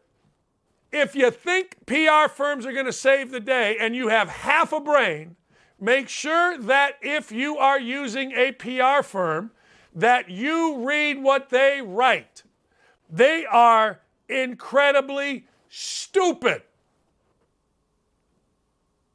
Now, let me give you a today in great stuff. There is a custom study by the NFL and the Nielsen ratings people that says 208 million people watched the Super Bowl. Originally, it was reported that 167 million people watched the Super Bowl for at least 1 minute. But it's more than that. 208 million. Now, they do these studies based on only 6,600 households. So I got no idea. Like when I do a radio show and it's a little controversial where I'm, ripping up on somebody, people always say, well, you're doing that for ratings. I'm not going to lie to you. I've been in the radio business for 15 years. It's the longest I've been in any business. I have no idea how ratings are calculated. When I say no idea, I mean zero. None. Nada. I got no idea. Well, you can't go like that, right? It's some kind of sign. I'm sorry. No idea. I don't know how to make a zero sign. You woke people out there that tell me these signs are all kind of different things. You got my head exploding. I have no friend. I know no. Nope, I can't do it. None. And I really don't care. I just do a show. The only thing I care about is enough of you watch it on Twitter. So go back and refresh it all the time on Twitter so we get more views. Come on. Sean Black and my friends on the YouTube, hit Twitter. Keep it going. Need to get to 30,000. I don't know.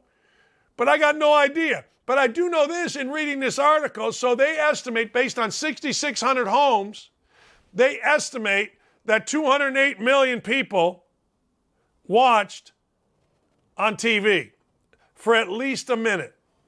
That's awesome, man. Seriously, that's fantastic. Today in stupidity, let me give you this. And I showed this to you before. Why are we subjected to stupid people leading us? Can somebody please explain this to me? And I don't think stupid people is the right answer. Tonight, we're going to get the State of the Union. I'll tell you the State of the Union. The State of the Union is, why the hell are we wearing masks? State of the Union is, why the hell are we wearing masks on planes? There's a big ad on a plane that says, our air is cleaner than anything else. We refresh it every 2 minutes. Why am I sitting there with a mask on? Is that the science? The hell's the science? State of the Union is gas prices are too expensive. State of the Union is we got some war that I don't know what the hell's going on in. State of the Union is every time I go to the grocery store, it costs me 10% more, 20% than it ever has. State of the Union, we can't get anything from here to there. Our supply chain stinks. That's the State of the Union. That's the Dakich State of the Union. State of the Union is we got a president walking across a field outside with a mask on, and we're all supposed to go, hey, look at Joe Biden. He's teaching us stuff. What are we talking about? That's the state of the frickin' union. That's the state of my union. Your union might be different. Hey, good for you, man. Your union could be totally different. Everybody says there's a bunch of Americas. All right, this is the state of our union. Our fearless leader walking outside with a mask on when nobody's around. That's the state of our union. The state of our union is summed up in this picture. The state of our union is bullshit. We got to get back to where the state of our union is about toughness, is about helping our own, about making sure that the word inflation never exists. People my age know. People my age know the word inflation back when Jimmy Carter was the president was an awful word, and it bled into the Reagan administration. I'm not Republican or Democrat. I'm neither. I'm common frickin' sense. But when I hear the word inflation, people my age, they get hives. They start itching because inflation was a pain in our ass. Look, my mother, who was a school teacher, and my father, who were school teachers, they went shopping, my mom did, every other Friday, payday. If you ran out of Oreo cookies, screw you. Wait till Friday. If you didn't have enough Totino's $1 pizzas, you ate them all, screw you. You ate cheese, crackers, you ate them all, we don't have any more. That's it. We're not going the wise way. We ain't going. And then inflation hit. Holy hell.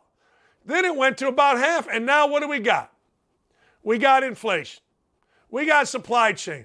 And you idiots out there are going to say that I'm blaming this solely on Biden. I ain't blaming it on nobody. I would like to see Biden not use the word inflation and tell us that it's okay. That'd be wonderful. But the truth of the matter is, the supply chain started when Trump was there. The gas prices started when Biden got in. Look, it is what it is. You don't have to be married to one side or the other. But the State of the Union right now sucks. We live in the greatest country in the world. And we're following a guy that thinks he's so freaking smart that he's going to walk in the field with a mask because he thinks he's teaching us the stupidity. Just be real. Son of a bitch. The State of the Union. Well, and the dude is going, oh boy. You know the most nervous people are right now? People whose jobs depend on Joe Biden and his performance tonight. I hope he looks presidential. I hope he doesn't get mumbling and stumbling. Seriously, I hope so. I don't want to live in a world where America's mocked. We live in the greatest country in the world. We've got the most opportunity in the world. But why are we so full of shit? How about we stop being full of shit? 99% of the people you run into are not full of shit. When I go outside and I go downtown Indy and I walk around, you got all kind of people. You got businessmen, you got homeless. Hell, my friend Rocky's right there on the corner. He's a veteran. He ain't full of shit. Everybody I see on TV, damn near except for me, is full of shit. You got this side, you got that side, you got this guy hired because of this reason, you got ba ba ba ba ba ba ba ba ba.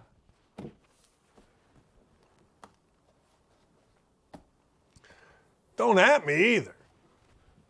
And if you're going to at me, don't be full of shit. Be a human being. That's all I always say. This dude's walking around with his mask on in the middle of a field. Jesus. In the middle of a field. We got all these politicians that hate Florida. Florida's where do they go? Florida. Do they wear masks? No. Full of shit. Kamala Harris, hear her speak once, full of shit. Trump, full of shit, except at least he's got a little toughness to him. He'll stand up. Jesus. I know I probably lost my audience, but I don't care. Anyway, let's talk some fades tonight. I'm taking Nebraska plus 14.5 on the road against Ohio State. I think Nebraska's playing well. They went into Penn State and beat Penn State by 23. Penn State had just beaten a week before, had just beaten Michigan State at Penn State. Now, I don't know what the hell happened to Penn State. You got to look at it from both sides. But man, oh man, when I see what happens with Nebraska, I'll take the 14.5. I had a bad beat last night. I took Syracuse, and I got 8.5. That game was over. Next thing you know, they lose by 9 in overtime. Oh. Look, here's the deal. I think Nebraska, for whatever the reason, is awful. I'm glad they kept Fred Hoiberg. I am. I'm glad they kept Fred. I think Fred's a nice guy, great family, all that kind of stuff. But the truth of the matter is this hasn't gone very well for Fred Hoiberg. But I like Fred. And if Fred Hoiberg truly is turning a corner here with Nebraska, then they got to go and they got to play this one at least close. You cannot come off of a 23-point win and then go get beat by 15 on the road if you are, in fact, turning a corner. Now, I don't know whether you are or you aren't. Maybe you are, maybe you aren't. Also tonight, this is interesting. Michigan State is getting 4.5. I think I saw this right, against Michigan. Now, this is weird to me because Michigan, and I was an interim coach, the longer it goes as an interim coach, you would think it goes better. No, it doesn't. It really doesn't. You would think it goes better. No. Nope. It doesn't. And I thought Michigan looked not very good. In fact, I would argue that I think Michigan looked god-awful the other day. I thought Michigan against Illinois took bad shots. I thought they looked undisciplined. And if you do that against Michigan State, you're going to get beat outright. Now, I don't think Michigan State's great, but I think Michigan State is good enough to win this game. And in fact, I'm not even sure I would take the 4.5 points in this game. I'm not sure that I wouldn't say, hey, look, just give me Michigan State straight up in this. I didn't like what I saw out of Michigan. Michigan had a nice win against Rutgers. They played well, first time out. I tell you this all the time. Sean Black and those of you on the YouTube chat, what do I tell you all the time? First time out, you play well. Whether it's coming back from an injury, whether it's an interim coach, I don't care. The first new thing you play well at. And Michigan played really well first night under Martelli against Rutgers. Since then, not great. They got split by Illinois, took bad shots, never got a handle defensively. I'll take Sparty coming off of a monster win. All right, hold on a second. I don't mind Sparty after a big win. I don't. Sparty beat Purdue. Sparty was reeling. I mean, let's be honest. Sparty had beaten Indiana by 15 and then lost not one, not two, but 3 in a row. And then I'm watching Sparty play Purdue, and it's a tough game, right? Purdue, Sparty, boom, boom, boom, boom, boom, 3, win, go home, play Michigan. I'll take Sparty in this one. I'll take him outright. The next one, I'm thinking about taking Wisconsin outright as well. Wisconsin and Purdue. Nobody will argue that the best, most talented team in the Big Ten is Purdue. Except that Purdue, if they lose tonight, is not going to win the Big Ten. Who's going to win the Big Ten? Wisconsin. Wisconsin gets a win tonight. Purdue will have lost 2 in a row, going into a big one against Indiana. They will be knocked out of a number 1 seed, maybe a number 2 seed conversation. And all Wisconsin has to do is win at home on Saturday, I think it is Saturday or Sunday, against a bad Nebraska team. This is for the Big Ten title tonight, at least as far as Purdue is concerned. So, why wouldn't you take Purdue? Probably should. It's a 2.5-point spread. Better team, more athletic team. Purdue. First time they played, though.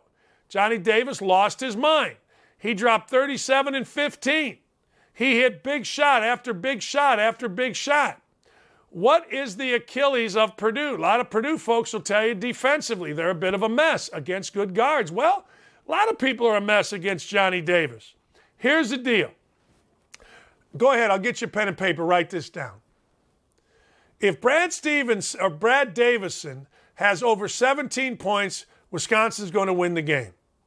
If Brad Davison has 17 or less, Wisconsin's going to lose the game. No, give me the push. Give me the push. Give me the push. Why 17? Going to be an odd thing for me to tell you, and nobody will understand this. Not one basketball guy will understand this.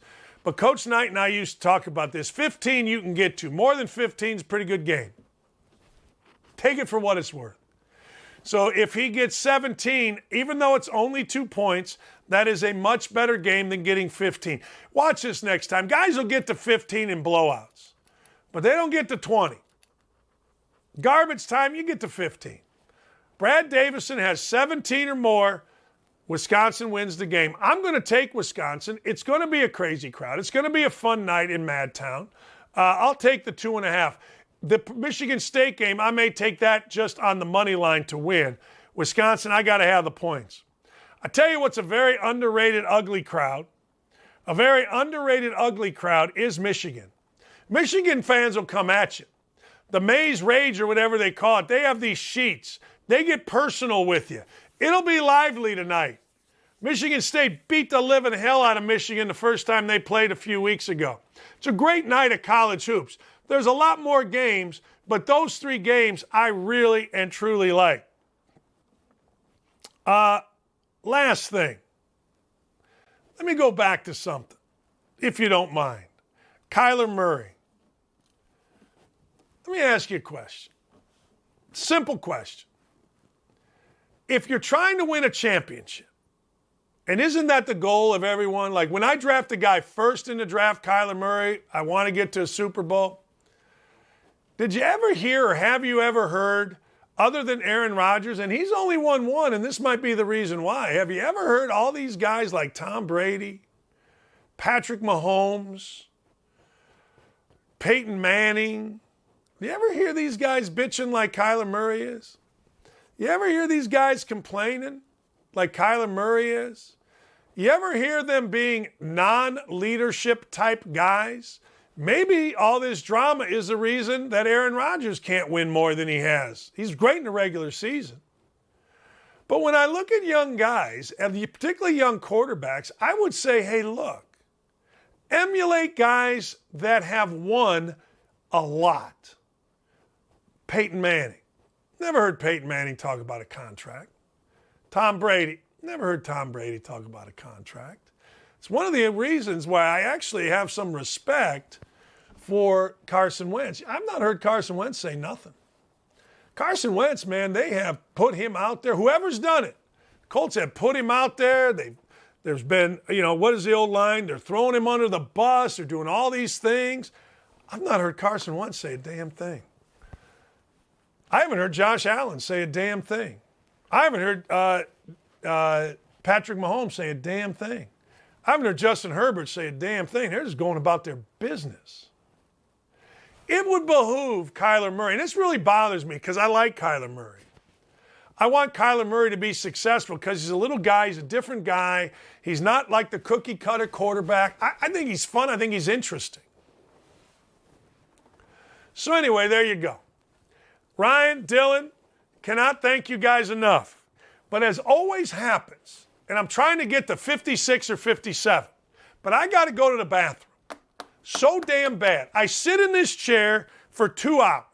I'm an old man, young in heart, young in spirit. I don't think I look like what I look like. But I got to go to the bathroom so damn bad after sitting here drinking cups of coffee that I got to cut this thing short.